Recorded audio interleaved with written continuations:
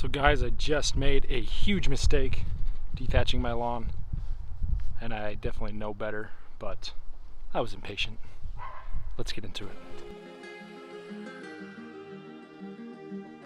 What's going on, guys? Chaz with Homegrown How To here. In this video I'm going to be dethatching my lawn and kind of getting this prepped for the fall. We had a hot summer as usual here in the desert state of Utah, and some of the dieback from the heat and the stress of that has made my lawn a little bit discolored. And I did throw down some fertilizer the other day, and I don't know how well you can see, but there is some like patchy, kind of more almost like a lime green spots.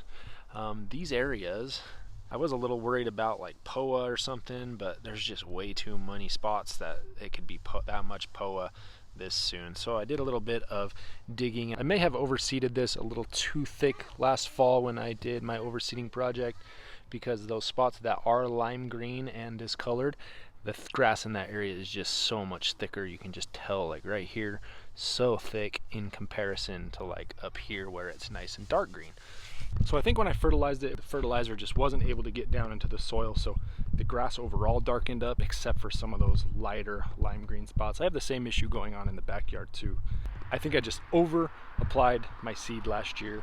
As it thickened up throughout the year, it was just a little too much grass. It's all right, live and learn, right? So I am going to use my dethatcher, try and thin some of that out. I don't know how well you can see, but there is a lot of just dead material in there, either from being suffocated out or the stress of summer. Go ahead, get all that dead material out of there, thin this grass up a little bit, and I'm going to add some fertilizer just so it can bounce back as well. We'll talk about the importance and the steps you should take when doing this to make your lawn a lot more healthy. So pretty much the only prep work that needs to be done before dethatching your lawn is you need to mow the lawn shorter. I would recommend cutting that at about 2 inches long. If your grass is too long, the dethatcher could get binded up with the grass and end up ripping the grass out. The only times I would recommend dethatching the lawn would be in the spring and in the fall, just because the temperatures are much cooler and allow for the grass to recover a lot easier. You also want to make sure your grass and soil are dry, because again, the grass can bind up inside the dethatcher if it's wet. Anytime that grass can bind up in the dethatcher, that's going to end up ripping out some of the roots and the grass overall. The grass was a little wet. We got some rain last night, and I'm going to stop about halfway. I'm going to stop for now and let this dry out a little bit more, and hopefully tomorrow I can come back out and do this project. Essentially the grass on top is dry, but then if you go down into the thatch layer and into the soil, I don't know how well you can see in there, but it is wet. Here's one of the spots where some of the roots and some of the grass got ripped up by the dethatcher. Luckily I do have Kentucky bluegrass, which is a rhizomatic grass, so it should spread laterally and repair this spot over time. We're about 5-6 days after I attempted to do this the first time, and we'll kind of show you some of those spots that got ripped up. You can see them a lot better now that some of that grass is dried up. So I destroyed this spot here, first of all. That will bounce back though. You can already see there's a few little grass blades popping up in there.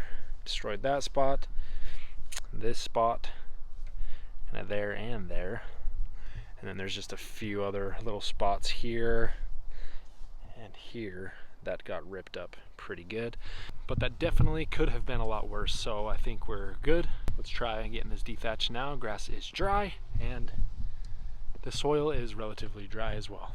I've already hit from here over to here. I also did mow this down another 1/4 inch, so it's sitting at 1.75 inches currently, because I wanted to get this dried out as best as I could. So we're gonna start here and work our way over.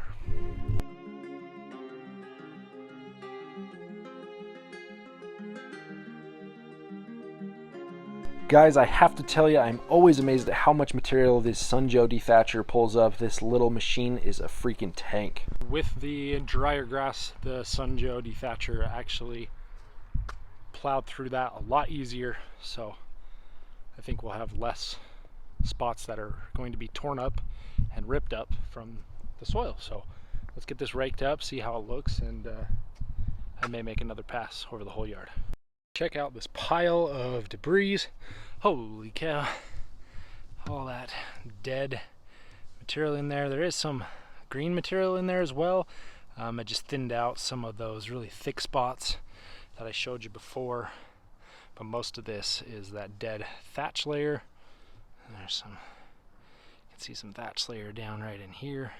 Some thatch layer, some dead material, dead grass that was in the lawn from the summer stress. And y'all, by the way, be sure to check out my guy, the Lawn Lover, Indiana.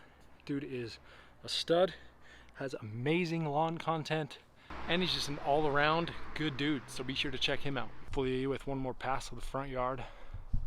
I was gonna do the backyard too, but I don't know if I'm gonna have room in this thing.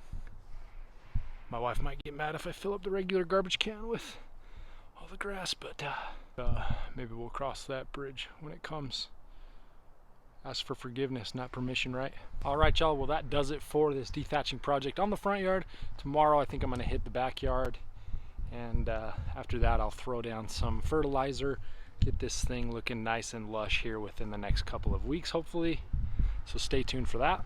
And guys, be sure to follow these steps when dethatching your lawn so you don't tear up your lawn and create more, and potentially create more work for yourself. I'll list down some of the products I used in the description below, so be sure to check those out as well. Subscribe to the channel if you haven't already. Thank you all for watching.